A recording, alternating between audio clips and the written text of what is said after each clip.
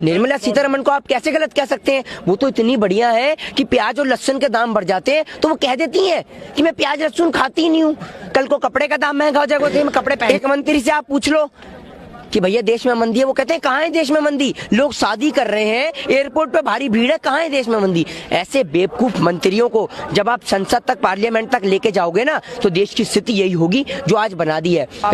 स्मृति ईरानी से पूछ लिया गया कि मनमोहन सिंह की सरकार में तो आप फुल नागिन डांस करती थी, यूं यूं करके पूरा नागिन डांस, कभी सिलेंडर लेके बैठ जाती थी, कभी कुछ लेके बैठ जाती थी। अब जब आपकी सरकार में पेट्रोल के दाम बढ़ रहे हैं तो आप क्यों नहीं कर रही? तो वो जवाब देते हैं कि पेट्रोल बाहर से आता है, पेट्रोल बाहर से आता है इसलिए इसकी कीमत पे हमारा कोई असर नहीं है।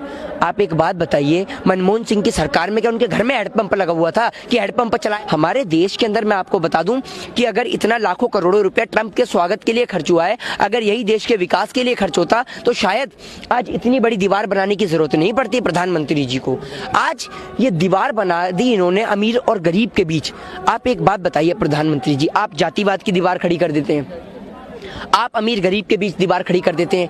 आप प्रधानमंत्री हैं, राजमिस्त्री हैं जो दीवार बनाने में लगे हुए हैं। एक हमारे माननीय गृह मंत्री साहब जो पहले तड़ीपार थे अब वो कंडक्टर हो गए हैं। उनसे कोई भी बात पूछ लो, देश में बेरोजगारी है, शाहीन बाग, देश में मंदी है, शाहीन बाग, लोगों को घर में खाने को रोटी नहीं है, शाहीन बाग। अरे अमित शाह जी, आप गृह मंत्री हैं या किसी डीटीसी बस के कंडक्टर जो हर बात में शाहीन बाग और शाहीन बाग चिल्लाते रहते हैं? देखिए, लाखों करोड़ों रुपए इस देश की जनता का ये लोग खर्च कर देते हैं डोनाल्ड ट्रंप के स्वागत के लिए। अरे आप डोनाल्ड ट्रंप को क्यों दिखा रहे हैं ताजमहल, क्यों दिखा रहे हैं उन्हें लाल किला? आप उन्हें दिखाइए ना जो आपने बनाया है शौचालय, उन्हें शौचालय दिखाइए, अपने शौचालय में लेके जाइए ना डोनाल्ड ट्रंप को, उन्हें दिखाइए कि ये हमने बनाया है शौचालय। 6 साल में इस देश में हमने शौचालय खड़े करे हैं, एक एक शौचालय में घुमाइए और उन्हें वहां पे बिठाइए शौचालय के अंदर कि आप करके देखिए कितनी बेहतर सुविधा है शौचालय की। दिखाइए ना आप अपना स्वच्छ भारत अभियान दिखाइए, क्यों इतनी बड़ी दीवार खड़ी कर उन गरीबों को दुबका रहे हैं?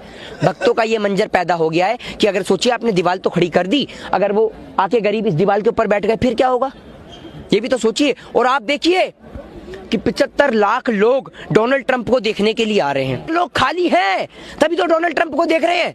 वो तो शुक्र मानिए आप, लोगों ने यूं नहीं कहा, भक्तों ने यूं नहीं कहा, अंधभक्तों ने, कि भैया दिल्ली खाली है, दिल्ली खाली है 24 फरवरी को।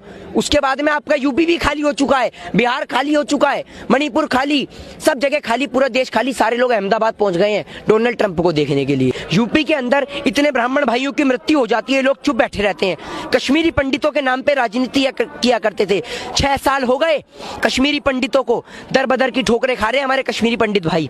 मैं भी खुद ब्राह्मण परिवार से हूँ और मुझे भी दर्द होता है जब बात कश्मीरी पंडितों की आती है।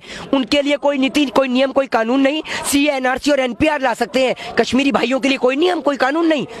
वो लोग 6 साल हो गए जिनके नाम पे राजनीति करते थे, 6 साल दर बदर की ठोकरें खाते हुए। जनाब 6 साल बहुत होते हैं, 6 साल के अंदर उनके बच्चों का जीवन खराब हो गया। नया एडमिशन मिलता है स्कूल के अंदर, पूछने जाते हैं, कहते हैं तो कहां से आए, कश्मीर से, तो एडमिशन नहीं मिलता उनके बच्चों को। ये हालत है और आप सोच रहे हैं कश्मीर के नाम पे राजनीति कर ली।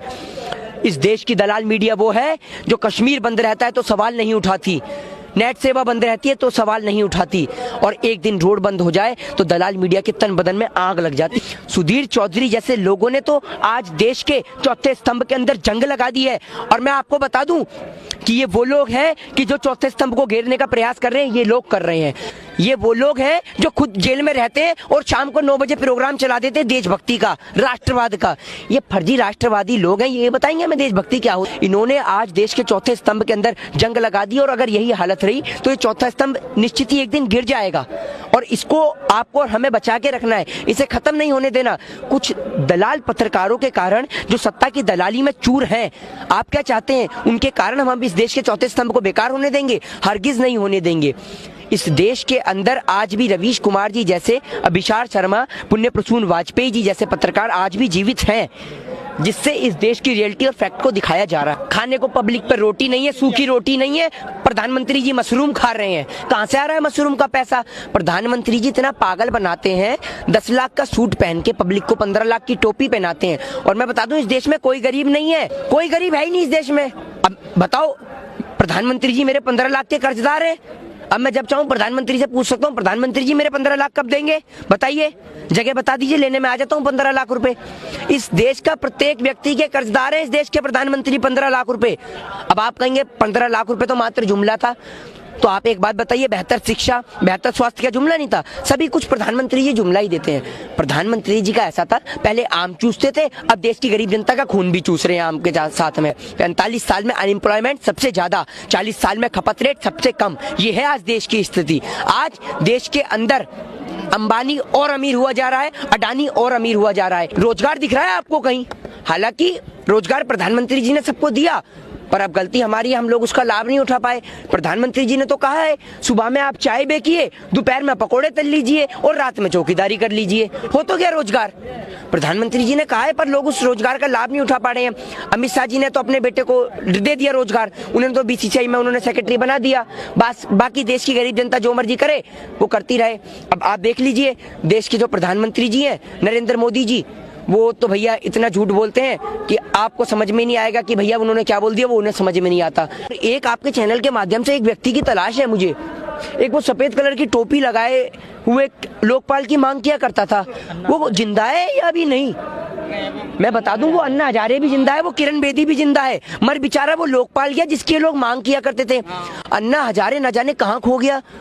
अन्ना हजारे पे बस का किराया नहीं हुआ करता था, और वो भैया चार्टेड प्लेन से आ रहा है, चार्टेड प्लेन से जा रहा है। भैया इतना पैसा कहाँ से कमा लिया, मैं भी बता दो। प्रधानमंत्री जी कहते हैं मैंने भीख मांगी है, मेरा क्या है, मैं तो फक्कर फकीर हूँ, झोला उठाऊंगा और चल दूंगा। और बताना चाहता हूँ तमाम सभी राजनीतिक दलों को जो भगवान श्री राम का नाम लेकर राजनीति में उतर रहे हैं, बता देना चाहता हूँ कि राजनीति कीजिए, राजनीति करना अच्छी बात है, लेकिन राजनीति करना तब अच्छी बात है जब आप बात करें शिक्षा पे, स्वास्थ्य पे, बेरोजगारी पे और महंगाई पे और भ्रष्टाचार पे, ना कि आप राम और रहीम के नाम पे राजनीति करें। आप राम और रहीम के नाते भाई को भाई से लड़ाकर चंद वोट हासिल करना चाहते हैं।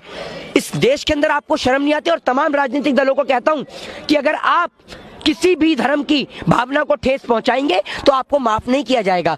आप एक बात बताइए, इस देश का संविधान आर्टिकल 14, आर्टिकल 15 कहता है या नहीं कहता कि भारत एक धर्मनिरपेक्ष गणराज्य है, यहाँ पर सभी लोगों को समानता का अधिकार है। तो आप लोगों से कैसे समानता छीन सकते हैं? और आपका अधिकार क्या होता है? आप अपना और अपने तमाम मंत्रियों का अंक प्रमाण पत्र दिखाते नहीं है, और लोगों से नागरिकता प्रमाण पत्र देखने वाले आप होते कौन है? हमने इस देश की मिट्टी में जन्म लिया है और इस देश की मिट्टी में ही विलीन होंगे। हमें किसी से पूछने की जरूरत नहीं है कि ये देश हमारा है या नहीं है। देश के प्रधानमंत्री जी ने तो ऐसा सोच लिया कि मेरे जन्म होने से पहले यहाँ देश में कुछ था ही नहीं। जब प्रधानमंत्री जी सोचते हैं कि 70 साल पहले सिर्फ मैं था और मेरी चाय की केतली थी और मेरा वो वाडनगर स्टेशन था और कुछ तो था ही नहीं।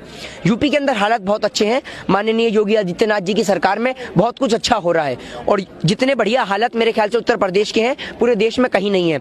उत्तर प्रदेश के इतने बढ़िया हालत है कि जो एक इंजीनियर है वो सांड पकड़ कर ला रहा है और पुलिस वाले शादी का टेंट उखाड़ रहे हैं। इतनी बढ़िया हालत है उत्तर प्रदेश में माननीय योगी आदित्यनाथ जी की सरकार में, इतना बढ़िया उन्होंने माहौल पैदा कर दिया है। तो देश के माननीय गृह मंत्री जी अमित शाह जी जो गली गली जाकर घर घर जाके पर्चे बांट सकते हैं, प्रचार कर सकते हैं, मेरा मानना है वो यहाँ आकर बहनों से बात भी कर सकते हैं। उनके पैर में मेहंदी तो लग नहीं रही है और मुंह में रसगुल्ला तो है नहीं जो वो यहाँ चलकर नहीं आ सकते और बात नहीं कर सकते। जब वो जाकर इतना प्रचार कर सकते हैं, पर्चे बांट सकते हैं, और इस देश की जनता ने जब इतना बड़ा माइंडेड उन्हें दिया है, तो मेरा मानना यह है कि उनका फर्ज बनता है कि यहाँ आए और लोगों से संवाद करें, और लोगों को जिन बात की गलत फहमी, आपको लगता है कि कोई गलत फहमी है तो आप उसको आकर दूर करें। सीधी सी सिंपल सी बात है। हरियाणा से हुए हाफ, समझ रहे हैं? हरियाणा से हाफ, महाराष्ट्र से साफ, और झारखंड से सुपड़ा साफ, और दिल्ली में बाप रे बाप, और बिहार के अंदर सीधा मुंडन।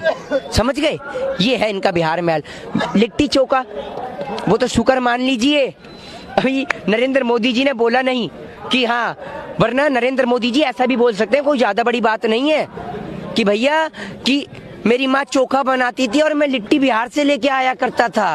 अभी बोला नहीं है, हालांकि बोल देंगे नरेंद्र मोदी, ज्यादा बड़ी बात नहीं है, क्योंकि प्रधानमंत्री जी झूठ बोलने में उनका पता है। प्रधानमंत्री जी का बस नहीं चल रहा कि वो साबित कर दें इस बात को कि जब उनका जन्म हुआ तो इस देश में कुछ नहीं था।